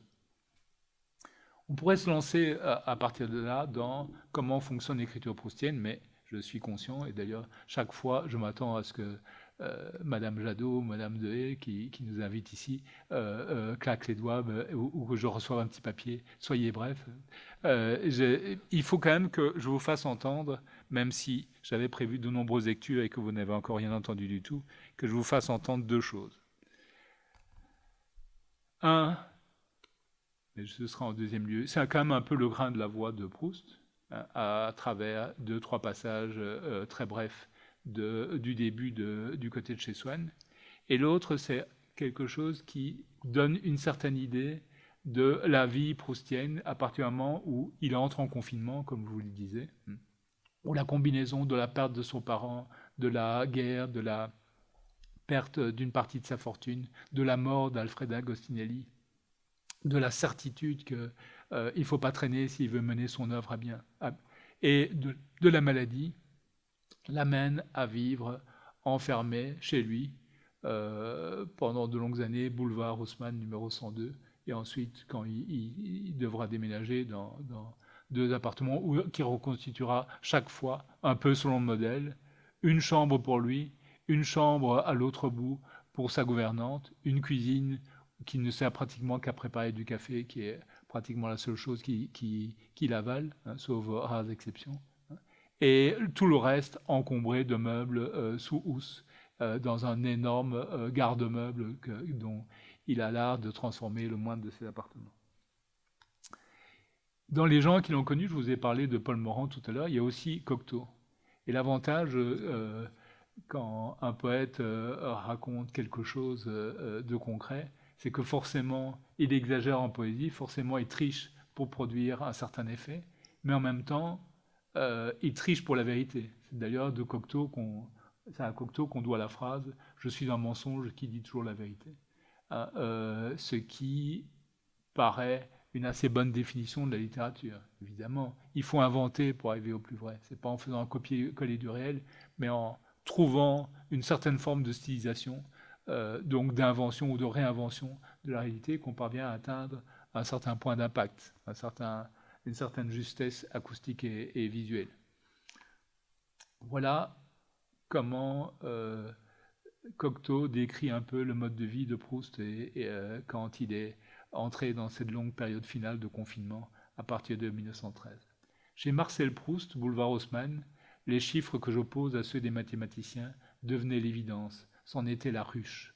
On pouvait suivre leur travail comme sur une plaque de verre. On les pouvait presque toucher du doigt. la guérite de liège derrière le lit de cuivre, la table couverte de fioles, d'un théâtrophone, appareil permettant d'écouter certains théâtres, d'une pile de cahiers de classe, et comme sur les autres meubles, d'une fourrure de poussière qu'on n'époussetait jamais. Le lustre enveloppé de lustrine, la table d'ébène où s'entassent dans l'ombre des photographies de cocottes, de duchesses, de ducs et de valets de pied, de grandes maisons, la cheminée à glace morte, des housses et cette poussière, cette odeur de poudre anti-asthmatique, odeur de sépulcre, toute cette chambre de Jules Verne était un Nautilus encombré d'appareils de précision pour calculer nos chiffres, nos nombres, nos mesures, et où il est fatal de voir apparaître le capitaine Nemo en personne, Marcel Proust, mince, exsangue, avec la barbe de Sadi Carnot, mort. On parlait un soir, non, je vais sauter pour... il parle des séances de lecture chez Proust à certains moments, raconte Cocteau, pour un visiteur. Proust prenait une page au hasard de livre qu'il était en train d'écrire et le lisait. Le visage tel que nous admira plus tard pour la dernière fois sa dépouille auprès de la pile de cahiers de son œuvre qui continuait, elle, à vivre à sa gauche, comme le bracelet montre des soldats morts. Et Marcel Proust nous lisait chaque nuit du côté de chez Swann.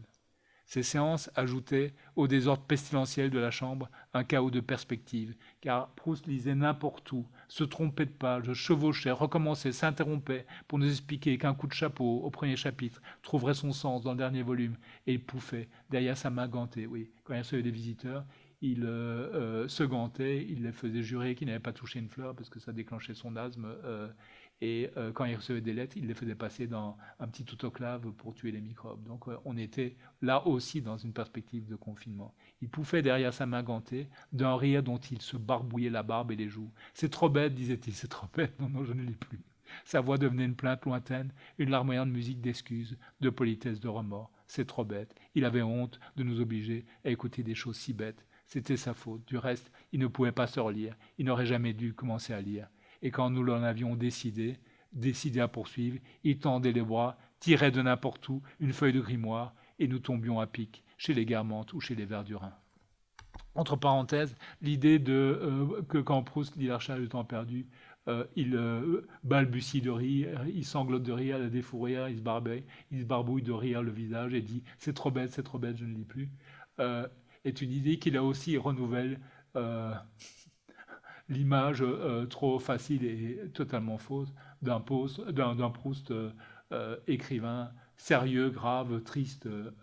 Ces aspects-là existent, mais un des ressorts les plus fondamentaux de Proust durant toute la durée de son œuvre, c'est le comique. Les pages hilarantes de Proust, liées en général aux personnages, aux situations, au langage, sont probablement le tempo principal qu'on retire de sa musique. Il y a sans doute plusieurs façons de retirer de la lecture complète de Proust des perceptions, et elles varient selon les âges où on lit Proust ou selon la relecture qu'on fait et selon son propre état d'esprit quand on le lit ou le relit. Mais la dimension comique énorme, comique de situation, comique de parole, comique de mensonge, comique de coup de théâtre, cette dimension-là est fondamentale. Il est notamment le grand auteur comique de la littérature française, avec éventuellement Molière dans ses meilleurs moments. Et ça, cet aspect-là, il me semblait qu'il était nécessaire de vous le dire, surtout que le moment se rapproche où je vais devoir vous quitter, mais non, sans vous faire entendre quand même un tout petit passage de Proust. D'abord, le tout début, pour que vous compreniez ce que j'ai appelé tout à l'heure le zapping, l'espèce de preview qui précède le déroulement narratif principal. Longtemps, je me suis couché de bonne heure. Parfois, à peine ma bougie éteinte, mes yeux se fermaient si vite que je n'avais pas le temps de dire « je m'endors ». Et une demi-heure après, la pensée qu'il était temps de chercher le sommeil m'éveillait. Je voulais poser le volume que je croyais avoir encore dans les mains et souffler ma lumière. Je n'avais pas cessé en dormant de faire des réflexions sur ce que je venais de lire, mais ces réflexions avaient pris un tour un peu particulier. Il me semblait que j'étais moi-même ce dont parlait l'ouvrage, une église, un quatuor, la rivalité de François Ier et de Charles Quint. Cette croyance survivait pendant quelques secondes à mon réveil. Elle ne choquait pas ma raison, mais pesait comme des écailles sous mes yeux et les empêchait de me rendre compte que le bougeoir n'était plus allumé. Puis elle commençait à me devenir inintelligible, comme après la métempsychose des pensées d'une existence antérieure. Le sujet du livre se détachait de moi, j'étais libre de m'y appliquer ou non. Aussitôt, je recouvrais la vue, et j'étais bien étonné de trouver autour de moi une obscurité douce et reposante pour mes yeux, mais peut-être plus encore pour mon esprit. Je me demandais quelle heure il pouvait être. J'entendais le sifflement des trains qui, plus ou moins éloignés, comme le chant d'un oiseau dans une forêt, relevant la distance, me décrivait l'étendue de la campagne déserte où le voyageur se hâte vers la station prochaine. J'appuyais tendrement mes joues contre les belles joues de l'oreiller qui, pleines et fraîches comme sont les joues de notre enfance, me faisaient prendre conscience de mon avenir. Je frottais une allumette pour regarder ma montre, bientôt minuit. Ça commence à peu près comme ça. Et ce passage finit quand, ce passage introductif dans ce zapping, quand, ayant au matin eu cette première extase annonciatrice qui essaye celle de la tasse de thé, de la madeleine plongée dans la tasse de thé, il entrevoit quelque chose qui va bien plus loin que le souvenir singulier, qui va annoncer le passage consacré à Combray et à son enfance, mais qui est aussi le dispositif de ce qu'on appellera, et de ce dont je vous ai parlé tout à l'heure, ce qu'on appellera la mémoire involontaire.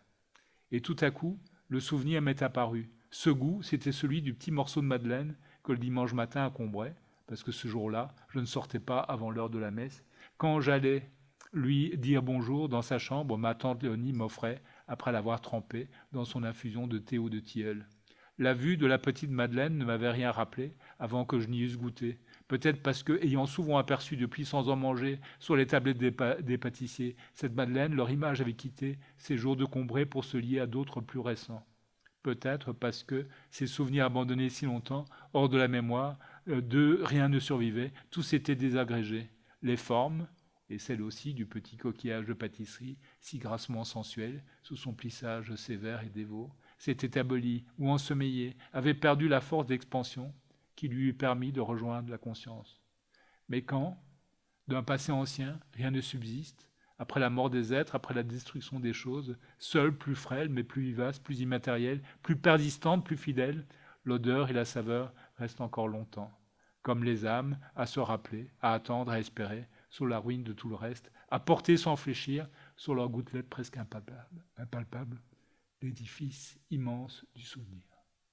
Voilà. Vous voyez comment, vous entrevoyez plutôt comment, avec cette expérience qui commence par la saveur de la Madeleine, et puis l'intuition qu'il s'agit d'un moment du passé où il allait rendre visite à sa tante Léonie, et ça débouche, après une petite notation, je dirais, émotionnelle et impressionniste, ça débouche sur une perspective quasi-philosophique, le fonctionnement de la mémoire, hein, le fait que le temps est aboli, mais qu'il reste sur la gouttelette presque impalpable à la possibilité de faire en jaillir l'édifice immense du souvenir. Voilà ce que je pourrais vous dire dans une approche beaucoup trop courte, et qui ne peut aborder que bien des aspects secondaires de Proust avec quelques aspects essentiels, alors que d'autres attendent d'être redécouverts ou découverts ou explorés une première fois ou à nouveau par chacun d'entre vous, chacun d'entre nous. Je crois vraiment, je vous disais, et c'était pas une boutade, que Proust, c'est une des choses les plus étonnantes qui me sont arrivées dans ma vie et les plus importantes. Ça ne veut pas dire que je suis un Proustien maniaque, ça ne veut pas dire que je lis Proust toutes les semaines ou que j'y pense sans arrêt, mais quand j'y pense, ce à quoi je pense, c'est au fond à quelque chose qui est de l'ordre de ce à quoi je pense quand on pense à sa vie, c'est-à-dire à une expérience où tout est dans tout, où tout est mêlé, où il n'y a pas de différence, comme on le fait administrativement, entre notre intelligence, notre passion, nos obsessions sentimentales, sexuelles, nos lectures, nos moments de bonté, nos faiblesses, nos bêtises, nos sottises, nos distractions, notre sommeil, nos rêves. Il n'y a pas de jointure, il n'y a pas un rejet qui fait ça, c'est moi, ce n'est pas moi, c'est ça. Tout, hein, c'est en ce sens que c'est total, tout est une variation sur le thème de l'expérience de la vie. Hein. Et c'est exactement cette impression et donc cette expérience qu'on fait, mais portée par une machine à sentir et à restituer de tout premier ordre, qu'on fait en lisant L'Arche du temps perdu. Je J'aurais envie de vous dire qu'il faut vous y mettre ou vous y remettre de toute urgence. Hein. C'est une lecture, c'est pas forcément une lecture rapide, mais c'est une lecture continue. Il me semble que la meilleure façon de lire L'Arche du temps perdu, c'est de se dire, bon, de toute façon, ça fait 3000 pages, je n'ai pas que ça à faire, j'en lis, mettons, 50 par jour, donc ça fait 3000 divisé par 50, ça fait quelques mois. Et ben, dans 3 mois, j'aurais lu, ou 4 mois, j'aurais lu L'Arche du temps perdu, tout entier, sans jamais saturer, résistant à l'envie de fermer le livre plus tôt, si j'ai pas encore fait les 30 pages, résistant à l'envie de poursuivre si je suis pris, et que, hein, avec une espèce de tempo comme ça, pour peu à peu entrer dans le rythme, dans le tic-tac du temps de cette œuvre qui est un modèle d'expérience de sa propre vie. Moi, pour ma part, je pense que j'ai toujours circulé dans ma mémoire comme dans un roman. C'est-à-dire que je considère que le roman, c'est non pas la vie, mais la circulation dans la mémoire de sa vie. Hein. Et que la base pour moi de l'écriture, de ma propre écriture, c'est ce rapport-là. Une certaine façon de circuler dans sa vie comme dans un roman, dans sa mémoire de la vie comme dans un roman, pour en détacher peu à peu l'essence, c'est-à-dire le recentrement. Parce que ce qu'on appelle le style, c'est pas une certaine façon de dire joliment les choses. Ça, c'est de la blague, c'est de l'enjolivement. Ce qu'on appelle le style, c'est le moment où, par le simple fait que le récit ou la parole ou le texte s'organise, il fait fonctionner quelque chose de plus fort que nous, de plus grand, de plus nécessaire, de plus concentré, de plus rapide que nous. Et ça, il faut rattraper. Nous sommes, par rapport aux grandes œuvres, comme des roues dentées qui tournent dans des sens différents. Et puis, à un moment donné, deux crans, des roues se rencontrent et la machine générale s'enclenche comme dans un mouvement d'horlogerie. Je pense que cette lecture de la recherche peut déclencher ça chez vous, c'est-à-dire le sentiment d'une certaine nécessité d'existence et même d'une certaine transcendance de l'existence. Alors, deux choses, et là je deviens peut-être un petit peu donneur de conseils, mais il faut concevoir que ce livre est encore d'aujourd'hui. Il ne faut pas le lire dans des éditions avec des appareils de notes. Il ne faut pas, selon moi, le lire dans l'édition savante de la Pléiade. Prenez l'édition la plus simple, hein, à mon avis, c'est en folio courant. Hein, et même les anciennes éditions étaient meilleures parce qu'il y avait moins de commentaires, moins de notes. Et lisez-le comme si vous étiez contemporain de l'apparition du premier volume. Hein. Il n'y a rien, ni en termes de langage, ni en termes d'anecdotes ou d'allusions qui ne soit nécessaire, qui ne soit hors de notre portée. Donc, tout est directement donné. C'est une œuvre qui doit être lue sans commentaire. Les commentaires, c'est toujours intéressant. Lire la correspondance, une biographie de Proust, c'est toujours intéressant. Mais on n'avait pas besoin de cela. On n'a pas besoin de ça pour lire le livre. Il n'est pas une œuvre savante. C'est une œuvre, si je peux dire ce terme au sens général, lyrique d'aujourd'hui. C'est une œuvre qui met en branle notre perception du monde à travers, certes, un texte écrit il y a une centaine d'années, mais dans une langue qui d'ailleurs, étant une langue littéraire et non pas une langue servant à communiquer avec un voisin dans le tram, n'a pas beaucoup changé. Hein. Ce qui change beaucoup, c'est le langage courant. Hein. Quand on entend deux collégiens aujourd'hui parler entre eux, il n'est pas sûr qu'on comprenne tout parce qu'un certain nombre de référents, de langage, de mots hein, sont venus se substituer à notre propre langage vernaculaire de quand nous avions leur âge. Mais s'agissant des œuvres écrites, on peut dire que le langage tient, que son évolution est beaucoup plus lente et beaucoup plus maîtrisée. Hein, et qu'on peut lire absolument en 2020 un texte écrit il y a 107 ans ou il y a 110 ans sans avoir jamais besoin d'une note. Alors, il peut se faire qu'un mot nous échappe, mais ce n'est pas le plus important. Et par contre, lorsque vous serez mordu par l'Arche du temps perdu, c'est clair que lire l'œuvre antérieure principale, c'est-à-dire les pastiches et mélanges, où il y a la première partie, c'est les pastiches, et la deuxième partie, c'est un certain nombre de textes dont le plus connu et le plus beau s'appelle Matinée de lecture, et comme une première version de Combray, mais décrit de manière beaucoup plus concentrée la poésie particulière, la magie particulière d'une lecture passionnante durant l'enfance, durant les vacances, entrecoupée de tartines de miel, de promenades dans la campagne, etc. Et il y a quelque chose là qui montre que ce texte qui date de 1906, donc qui est antérieur de près de 15 ans au déclenchement de La Recherche du temps perdu, ou en tout cas à sa publication, est déjà une œuvre où le talent de Proust est tout entier au point, hein, au fond, et c'est un écrivain qui, du point de vue langagier, du point de vue intellectuel, est au point très vite, mais il n'a pas encore trouvé la façon dont le montage général vont faire que La Recherche du temps perdu n'est pas une série de souvenirs, mais une série d'impressions, d'intuitions, de récits et de captations du monde qui, combinés, portent sur l'essence de l'existence à travers des expériences faciles, singulières et universelles. Hein. Donc le passage de l'un à l'autre n'est pas dans la langue ou dans le sujet, mais dans la combinatoire. Mais il faut absolument que vous lisiez les passages mélanges.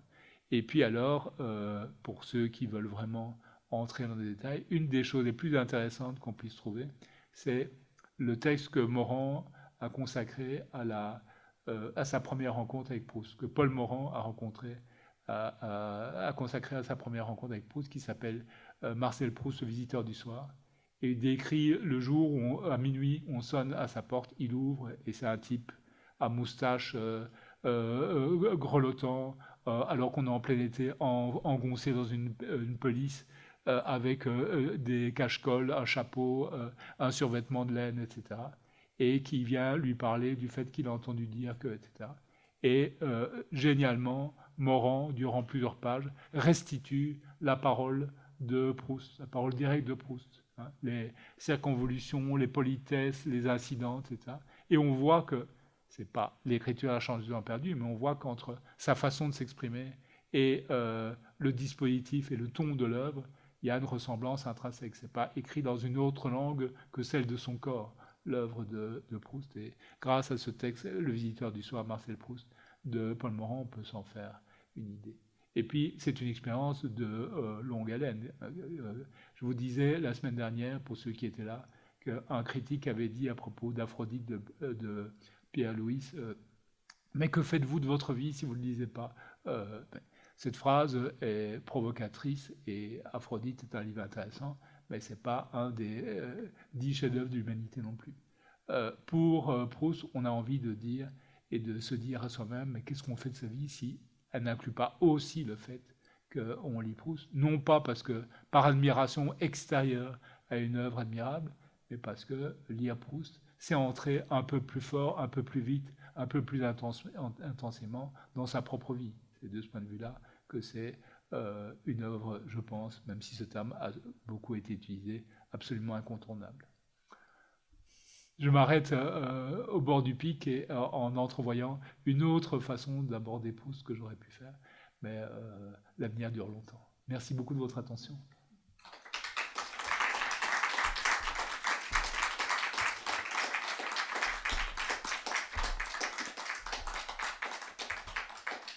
Merci beaucoup au centre d'Erich Clair et à son caméraman de capter ça. Je ne sais pas, on verra à l'usage si cette captation valait le coup, mais en tout cas, c'est très agréable de savoir qu'une trace de cette ambiance et de cette rencontre existe et pourra circuler. C'est grâce à vous et donc merci beaucoup.